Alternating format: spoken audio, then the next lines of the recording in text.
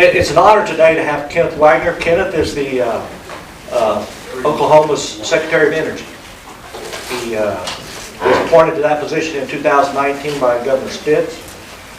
He's responsible for 30 state agencies, boards, compacts, commissions, as well as advancing policies that encourage economic growth, responsible energy production, protects natural resources, ensure clean air and water for Oklahoma. Previous to that, he was in Washington, D.C. with the EPA. I thought it was very interesting that in the tenure he was there, he went to 48 of the 50 states and checked with local groups what's going on, what they need. And I think that says a lot about your work ethic to get out. I'm sure there's not many politicians in Washington, D.C. that get out and find out what their constituents need and want. See if that microphone's on, Sandy. Do it. See if that microphone's on. Yes. Okay. He received his undergraduate degree from the University of Oklahoma. He received his law degree from the University of Tulsa. He grew up in Tahlequah, married, has a daughter right now at TU, a son at Baylor. So anytime you got any extra money today as you leave, I'm sure he could use a little bit of help. Let's give him a warm welcome. Also, I'd like to take your phones, turn them off. It's a $50 fine. That'll help your scholarship program. All right. Thank you, sir. Well, thanks for, can you guys hear me okay? Yeah. All right, well, thanks for having me. And first of all, thank you all for what you do for Oklahoma. It's no secret, certainly not to the governor, certainly not to me, what an important role you all play in creating jobs, creating wealth for our state, providing a significant portion of our tax revenue that supports everything that we do here on a state basis, as a state government. So thank you for that. I know it's easy to be forgotten about how important it is because you guys are the most popular punching bag in the U.S. right now. And we know that, and I'm going to arm you with some things that I hope will give you some, I guess it would be appropriate to say ammunition in this place, right? So some things to talk about when condescending bi-coastal people start preaching to you about the environment. And we can actually tell them that our story is much better than theirs. And it's you all and your industry that has empowered that. And this is empirical data. This isn't theoretical. It's real emission reduction. It's real environmental benefit. So, Governor Stitt, myself, we're incredibly proud of our history of being a leader in the oil and gas industry. What has started here, what's been innovated here, has literally changed and shaped the world's economy. Think about that. The giants that we stand on their shoulders, right? The Wade Phillips, the Frank Phillips, E.W. Marland, J. Paul Getty, Bill Skelly, to more modern day, the Aubrey McClendons, the Harold Hams, T. Boone Pickens, all of these folks that have come from Oklahoma or made their mark in Oklahoma has literally changed and shaped the world. And so we want to continue that leadership as energy innovators. And so that's our focus, is how do we grow our natural resources and industry. But so everybody knows that Oklahoma's fourth in the production of natural gas and fifth in the production of oil. But we're also in the top 3 for renewable energy. And the reason we can do that is because of natural gas. And most people don't recognize that. So because we're in there's only 4 states that get more than 40% of their power met by renewable energy. Oklahoma is one of those. But you think about what the rest of our power mix is. We're down to single digits of coal. I like coal. It has nothing to do with that. We just don't produce it here, right? We have to truck it or ship it or rail car it from the Powder River Basin in Wyoming, and it costs more to ship it than it does in most times to burn natural gas that we produce right here in Oklahoma. The other benefit of natural gas is that it's immediately dispatchable power, right? When the wind's not blowing or the sun's not shining, we can scale it up immediately at a same or similar low cost. And it's that power that enables us to put 50% of power on the grid. And most importantly, because we're all Oklahomans and we all pay a power bill, right? We have the most affordable energy in the country. 9 of the last 13 quarters, we've been number 1 when you average our electricity costs across all sectors. That's commercial, industrial, and residential. Think about that. We average, in most times, about somewhere in the 7 cents a kilowatt hour across all. We're always number 1 in industrial. You know, we can put power to a large company for around 3 cents a kilowatt hour. Pretty amazing. You know, we're always in the top 5 in commercial and in the top 10 for anywhere from number 1 to number 10. You know, it varies a lot more in the residential area, but we're always close to number 1 when you average all those, and that's because of you guys. And so, you know, that sounds great. We've got the most affordable power, we've got the most available power in the country, but we've also got the cleanest power in the country. And that's where I think people are surprised to hear. So we've all heard these Biden goals for decarbonization, right? We know that we got to do 50% in the power sector from the 2005 benchmarks by 2030. I'm sorry, 50% in the transportation sector, 50% in the industrial sector, and 80%, think about that, 80% a decarbonization goal in the power sector. Now the irony of that is, you all remember the Clean Power Plan that the Obama administration put out, right? Do you know what the decarbonization goal, and it was using the same 2005 benchmarks and the same 2030 endpoint. Do you know what the decarbonization goal was of that radical piece of policy? 37%. And so in 5 years, we've gone from 37% as an outrageous goal to 80%. And so the likelihood of that being hit is pretty low, and I can tell you about that. But so where does Oklahoma fit in that decarbonization in the power sector? Well, I can tell you that since 2005, because of natural gas and because of our renewable portfolio that's enabled by natural gas, we've reduced our carbon at 3 times the national average. So the national average since 2005 is 12%. We've reduced it, as of the 2018 numbers, we've reduced it by 36%. So we've already met the Clean Power Plan numbers in 2018. EIA hasn't updated their numbers, but I believe we're going to be close to a 50% number in decarbonization in Oklahoma. So, and we've done that without any government mandate. We're not telling you how to get your power. We're not telling wind developers to develop in certain places. We're not telling you can't develop natural gas wells or oil and gas wells. So the irony of all this is that Oklahoma is probably one of 2 states that has a chance to meet that 80% goal, because we're going to, not because we've mandated it, but PSO, AEP they're retiring coal plants, and those are going to get replaced by renewable and natural gas. So, you know, when the next time somebody comes and preaches at you about how you're destroying the earth, you can tell them the contrary, and that in Oklahoma, because of natural gas, we've reduced carbon at 3 times the national average, and we're actually a national leader in that. And so you should be proud of the work that you've done there. The other thing about that is I refuse to concede that natural gas is not clean energy. You know, we're working on things like carbon capture, and we can talk about that in a minute. But if you want real, tangible, measurable emissions reduction, there is no better technology than natural gas. In fact, I would say that it is the best thing for emission reduction since removal of lead from gasoline.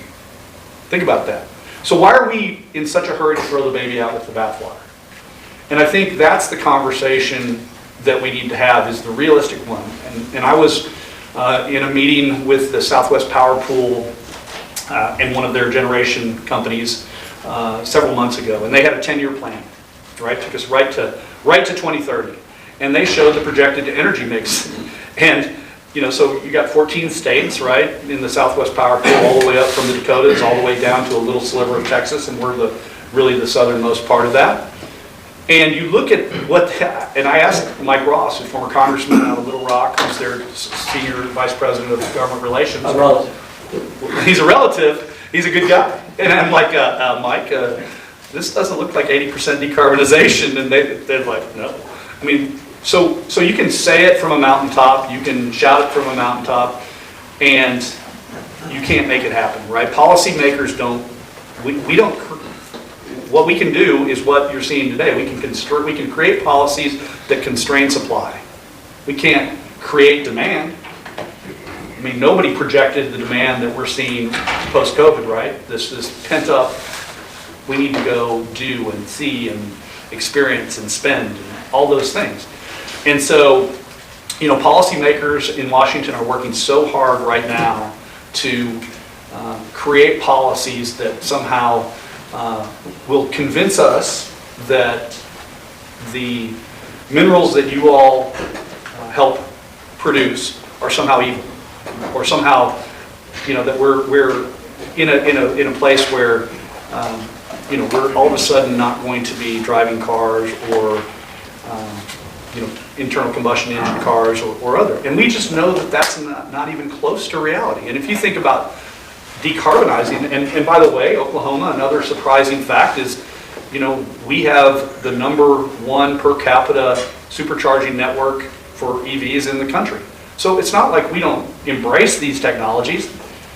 We're #3 in total number, only behind California and Washington State. That'll change because of the infrastructure bill and the amount of money that the government is now throwing into it. Others will catch up to us. But we did it through private investment. We found a partner who put in $30 million. But I want you to think about decarbonization of EVs. And again, I like EVs. We've attracted 2,000 jobs in the canoe manufacturer, and we're bringing supply chain people that will create demand for your power and your minerals. We're excited about that. But the Biden administration has focused completely on environmental justice and those communities of color or other that are underserved. And if you think about EVs, I can't think of a worse application for EVs than underserved communities. In other words, I've had a plug-in hybrid. You have to have commercial grade service in your house to charge a vehicle on a 220, or you're going to spend 10 hours with a 110 plug on a vehicle. And this was a hybrid; it wasn't even a fully electric car. So they don't have that housing stock. There's not good commercial grade. Most poor people live in apartments or homes without garages. Are you going to put infrastructure at every parking space?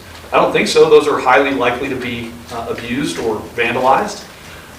So we can't put enough infrastructure, and we don't have enough power today to do it. And so, and by the way, if I were to buy a vehicle today, an EV, Tesla, whatever it would be, I would trade in my current car. I'm not in a position that I can just send it to the junkyard. So that's going to remain in the community for 10, 12 years. And then what do we do with those vehicles after they've used their useful life here in the U.S.? We send them to third world countries because there's value. And so if I'm a lawyer, not a math guy, so you can imagine, but think about the time it takes to decarbonize. And oh, by the way, new vehicles are very fuel efficient. I got to visit the EPA ATAC, which is the lab that tests engines and vehicles for emissions and EPA fuel mileage, right? Fuel efficiency. And the new engines aren't that, the difference between a new engine and an EV, when you look at the complex math, is not great. So I just say that to say that we're going to need fossil energy to fuel transportation for a very long period of time, well into past the mid-century. And so while we will see EVs and companies trying to push us in that direction, you're going to continue to see the internal combustion engine as the primary mode of transportation for quite some time. And then I tell people this all the time: what do Oklahomans do when the government tells them they can't do something? We do more of it, right? So there's that factor. So it might actually increase, with less fuel efficient cars, because people won't buy new cars because they're not available. So they'll go and buy older stock, which have higher emissions. So I just say that to say, all is not lost as you see this transition. And while this energy transition we're talking about, while it was born of an environmental movement, it's being driven by consumers and investors. It really isn't an environmental discussion, because I can tell you very strong reasons we should be for a particular fuel source, whether it's wind, gas, solar, or others, and I can find just as many that are negative. It just depends on your perspective and what you want. And so if we really want to have a true environmental discussion, you're going to look at the entire life cycle of a fuel source, right? From its mining all the way to its waste stream, from burning and emissions and all of that. And we don't do that today, right? We just want to say, hey, wind is zero carbon. And the same people that want you to adopt 100% of that don't want windmills in their backyard, right? They fight openly against that. And so, I'm a fan of more resources on the grid. Go back to our February storm, right? Gas prices hit an incredible place that nobody thought we'd ever see, right? $400 to $1,000 of MCF. We all bear the burden of some of that, but gas didn't fail us in that storm. It failed to do what it normally does, which is scale up when wind and solar can't meet what their normals are. So renewables did exactly what renewables do. They're intermittent. During a storm like that, they're going to go to zero. And so we've taken the position that there's no fuel source that caused this, and there's no fuel source that didn't help get us out of it. And so we want to continue to have a diversified grid. And I will tell you that that natural gas was producing about 27% of our grid our power during that storm. Normally it could go up to 60, and wind and solar were between at a high of 20 to down to 0. And so coal was making up about 55% of our energy mix for that 2 weeks. And the question that nobody can answer for me, not a single person, no matter if they've got multiple doctorates from Stanford or just practical experience out in the field, is how do we get through that storm without coal? And that should scare kind of all of us. And it's foreseeable now. You guys know that we had lots of freeze-offs at the well. We had gas processors, our biggest gas utility, that lost all their gas processing. So even if we could get new gas on the grid, in the pipelines, we couldn't have done it. So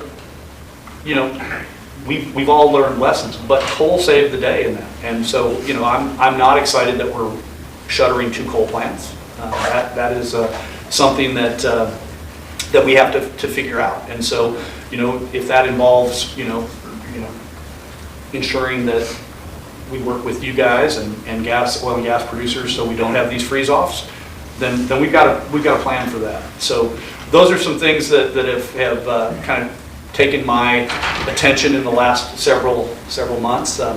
Some of the priorities that we're working on at the state.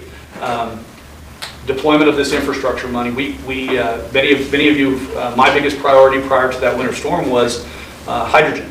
And hydrogen is an opportunity for the oil and gas industry as well as the renewable. And in Oklahoma, it makes particularly great sense, right? It's an opportunity for you to take your natural gas feedstock and turn it into hydrogen through the steam methane reformation process. And it's a chance to use that stranded renewable energy, and it's the first alternative fuel source that doesn't bring the oil and gas industry and the renewable industry to loggerheads. People ask me what the hardest part of my job has been for the past 3 years, and up until this year, hydrogen being the reason it hasn't been as hard, it's been navigating that thin line between renewable and our most important industry, our most profitable industry, and one that provides the most tax, in a way that I can still be friends with Harold Hamm and still promote all of our resources in the state. And the governor likes to say we're fuel agnostic. So we don't want to over-incentivize any fuel source, and we don't want to penalize anybody for using a fuel source. So if you want rooftop solar, we're happy that you want rooftop solar, but we don't want to create an environment where the rest of you in the room, pay for his or her idiosyncratic desire to have rooftop solar. By the same token, we don't want to penalize them for that opportunity.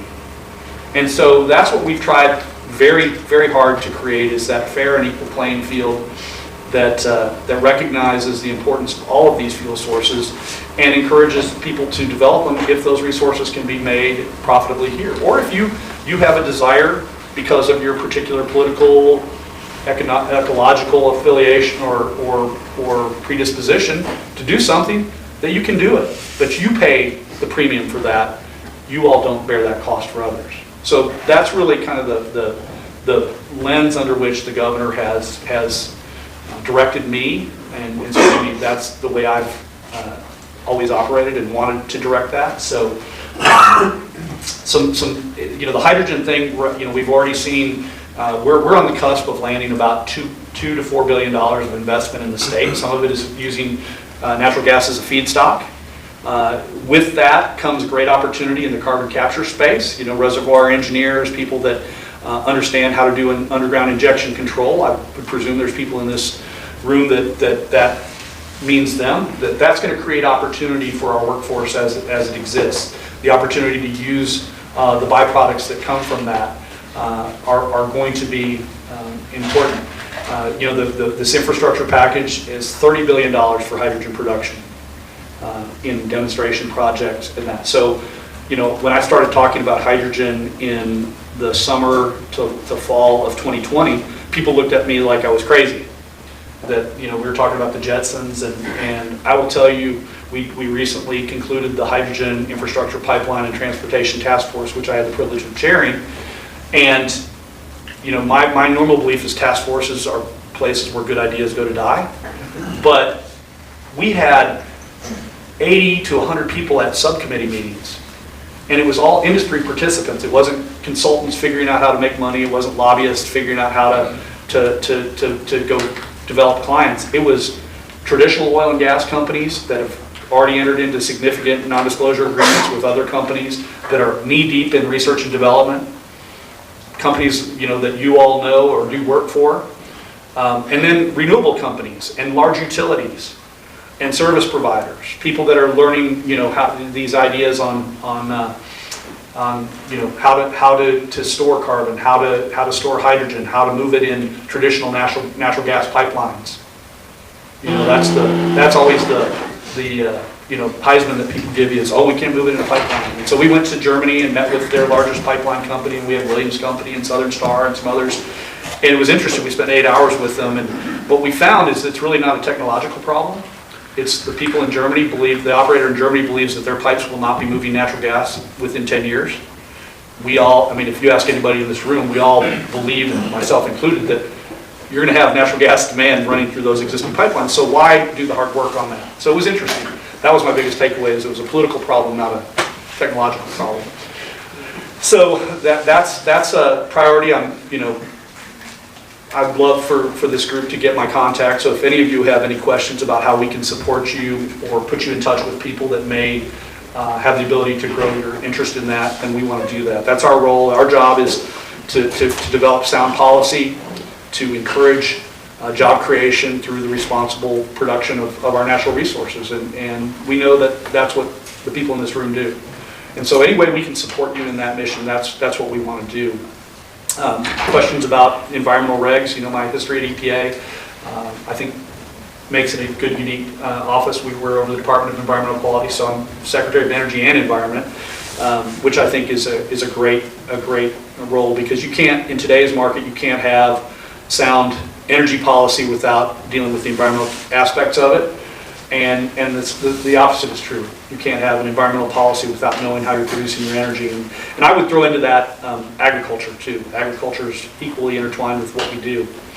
Of things that I think are interesting to you, I know I'm running out of time. I could talk for quite a while.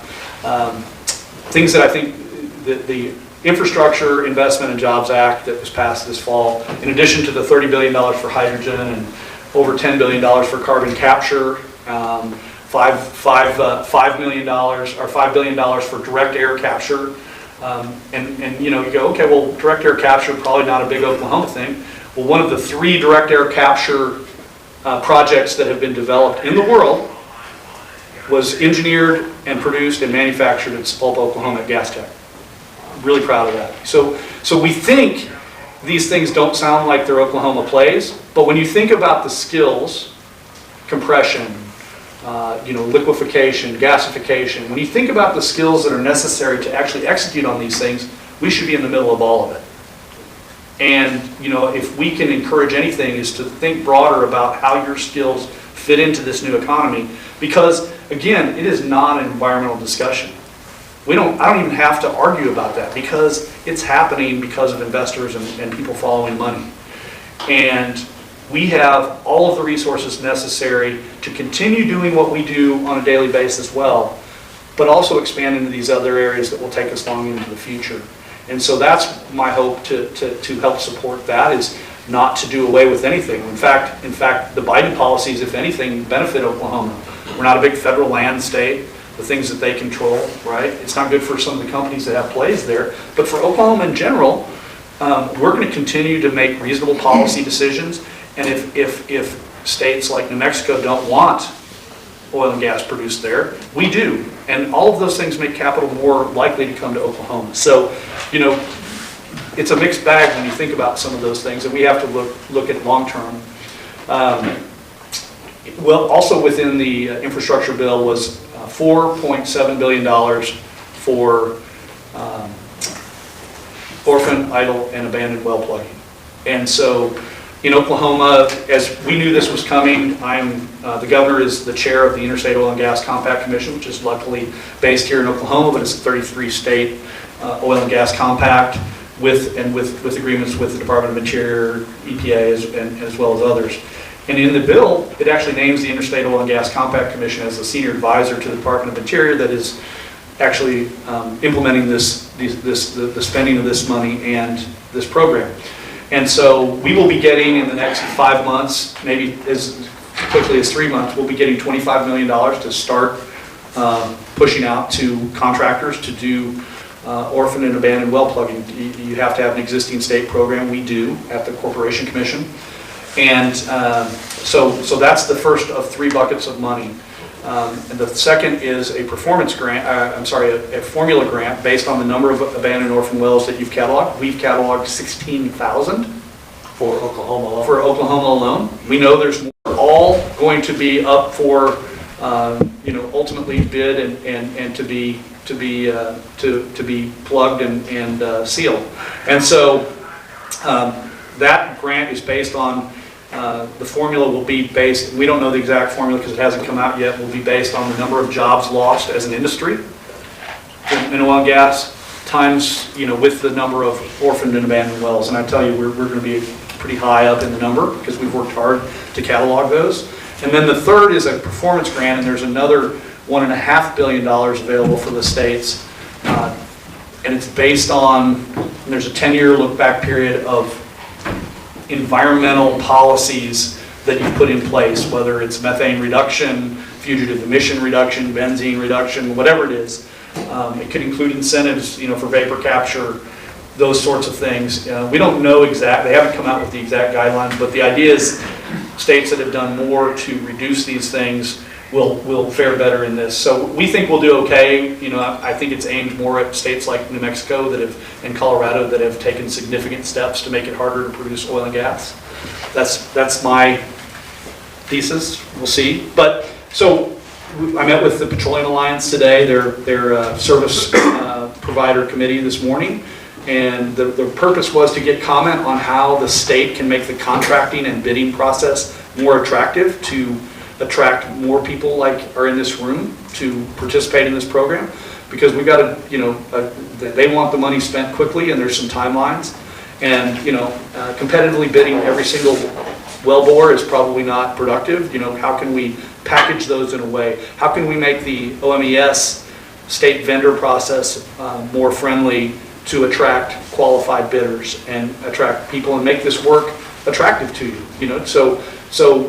And it's not productive to have 3 different contractors on one piece of land working on three different well bores. You're going to just piss the surface owner off. We want to minimize those damages and that. So those are the things. If you have comments about that, I'm happy to receive those on how we can make this program friendlier to the people that actually will do the productive work. So I think that's a pretty good logical stopping point. I could talk about, I know Sammy wants me to talk about McCurd. I'd probably like to stay away from that, but I can tell you, we work with the tribes on a day-to-day basis. They're not in a position to take over these environmental programs. They don't have the capacity. The state is the best party to do that, and we have what's called safety, the safe. It's widely known as the in-hoff rider. and that was passed in 2005, and we invoked that after the pronouncement in the McGirt decision, which allowed the state to continue to regulate in those areas that might be within the historical boundaries of a tribal nation, right? So for me, I live in Tulsa, so I live in the historical boundaries of the Creek Nation. But we didn't ask to expand our jurisdiction, we asked to continue the status quo. We didn't ask to regulate land held on behalf of Indian tribes or citizens, so trust land, allocated land, allotted land, or land owned directly by the tribes. But it does include things like, I don't know, the city of Tulsa's municipal landfill, the city of Tulsa's municipal drinking water system. Those are the things that we want to continue to regulate. And, for instance, Class 2 under the Underground Injection Well, under the Safe Drinking Water Act, that's something that we want to continue regulating. And so the safety allowed us. Many of you saw the proposal to withdraw that. My belief is that they're going to impose some sort of conditions, that we have mandatory tribal consultation.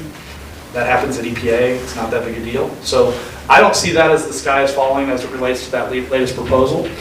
But that remains to be seen. I mean, I've been given back channel communication that's probably the likely result. So I'm happy to answer questions, or if I need to clear out, I'm happy to do that as well. I bet we got some questions here. What's the potential for nuclear in Oklahoma? I know a lot of people hate it, a lot of people really think we should utilize it, but it seems like we haven't really taken advantage of it. And I know there's a lot of political issues, but I think we could utilize it. The reason I chuckled is I literally answered an AP reporter that asked me those very same questions 30 minutes before I came here. So that's fresh on my mind. And so the answer to that is really what I said earlier. I'm a fan of more resources on the grid, not less. And as we shutter coal plants, I think one of the obvious answers for reliable baseload is small modular reactors or advanced nuclear. Very different technology, no chance of meltdown, that we know from Fukushima or 3 Mile Island. I think obviously there are political headwinds. Oil and gas industry, every molecule that it avoids use of what you produce is something that goes away from the market, right? So we know there will be headwinds from that. But I also know that a steady base load is important, and that's one option that should be looked at. But there is no plans to develop. We haven't had a proposal from a developer. I've met with NewScale and X Energy. I think it's fascinating. I mean, the opportunity to put modular reactors are usually like 12 megawatts. You can put up to, I think, eight of those together and come up, with nearly, a little over 100 megawatt system pretty easily. And they're high cost today, but in 10 years, 5 years, that cost will go down. So the answer is, I think we should be open to talking about it. Environmental activists, again, why would we want no carbon power when they just want windmills, I guess. I don't know, but there's no specific plan for nuclear. But my belief is that we should look into it and be open to how that can stabilize our grid for both national security and reliability. With you talked about hydrogen, and we have such a plethora of natural gas here. Natural gas is integral in the creation of hydrogen. It is. And again, maybe I missed it, but where do you feel like that's headed here? Oh, I feel like that's headed in a. I mean, I think we're going to see this, and then it's going to go. We already have a cluster around the manufacture of these compressors, liquefaction. Storage, sagebrush, all at the Port of Catoosa or Tulsa ports. There's about 10 manufacturers. Biotech is a company that's working on hydrogen conversion for anything that needs a battery. Little fuel cells. So their primary application is they're doing drones. So you can think about a battery, how limiting a battery would be on a drone that's defying gravity, and so hydrogen is an absolute game changer for that, and they're doing it right there in the Port of Catoosa. So I see that, so you all probably know better than I how hydrogen is made, using natural gas. You strip the carbon off the methane molecule, the hydrogen molecule, and the problem is you're left with a ton of carbon or 9 tons of carbon for every ton of hydrogen you produce, mostly because of the size of the molecules. And what do you do with that carbon? And I think that's what creates opportunity for you guys, and that's carbon capture. And so we're pursuing that. Governor Stitt has been a member of, since he took office, he signed on to the State Carbon Capture Coalition, one of 5 governors to do that. We've been involved in that with Louisiana. We're making a strong play for a hydrogen hub. We are partnering with Louisiana and Arkansas to defeat that evil empire to our south and to Louisiana's west. And we think that we will have a competitive... Is that Texas? I've heard of them. So, you know, people are like, why don't you do it with Texas? Well, you know, you can't be partially pregnant with Texas.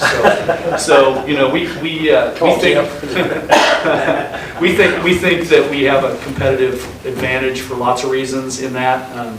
Some of them are political, others are with the complementary resources that we have. You know, their carbon issues are highly industrialized, so they have all this opportunity for hydrogen used in carbon. Ours are more transportation related. We see it as very complementary. The 7 universities in this area are doing an MOU. It's going to be really a great thing. We're excited about it. Is federal drilling permits, one time I hear we haven't issued any in a long time, and others say, no, it's actually gotten a little better. I've heard, you know, fortunately for us, we're not a big public land state like Wyoming, or so I get this from talking to Wyoming primarily, is, you know, they're not doing a lot of new leasing, but they are Given the drilling permit. well, they've finished the permits. I haven't heard of like new permits from start to finish. So I think they made a priority to complete the permits that were in place, so they wouldn't be as heavily criticized and create as much economic upheaval as they could have. Certainly there has been, you know, and I could go equally long on rulemakings that are occurring. You know, from the new OSHA, you know, tackling extreme heat that's going to affect all of you, that they're going to create worker protection standards at 80 degrees Fahrenheit. Yeah. Advance notice of rulemaking came out in October. The comment period ends January 26th. 80 degrees. My wife turns the heat up to that at night. I need worker protection standards. I guess that's what my question was, is, you know, our elected public servants here in our state battling against the, you know, feds and their regulations. You know, what resources do you have available to say, hey, that does not work for our state in our oil and gas producers? Notice and comment, and then you don't have anything actionable until they actually produce a rule. And then is it, you know, and then it's the Attorney General. You're not going to follow that. You know, well, I mean, you're overstepping your boundaries. You're seeing that, and we're going to test those boundaries on vaccine mandates, yeah. right? So those are OSHA requirements. So that's a test case. You know, I'm not a labor expert, so I don't pretend to be, but. I'm in business here. Yeah, in no, I know. This guy's telling me up there what to do. Yeah. You know, that's not right. And you can bet we're going to fight back against that, but, you know, we're going to see the limits of that with vaccine mandates. I think a lot of the law that comes out of that, because they're doing it under worker protection standards, right? You know, how much spacing you have to have between people and testing and all of these things. Well, you know, those things would also be true and analogous for extreme heat. You know, the Waters of the United States rule, you know, I believe, coupled with the Maui versus Hawaii opinion that came out of the Supreme Court last year that said groundwater can be regulated under the Clean Water Act, where it's the functional equivalent of a point source. And there's been no pronunciation of what that test is.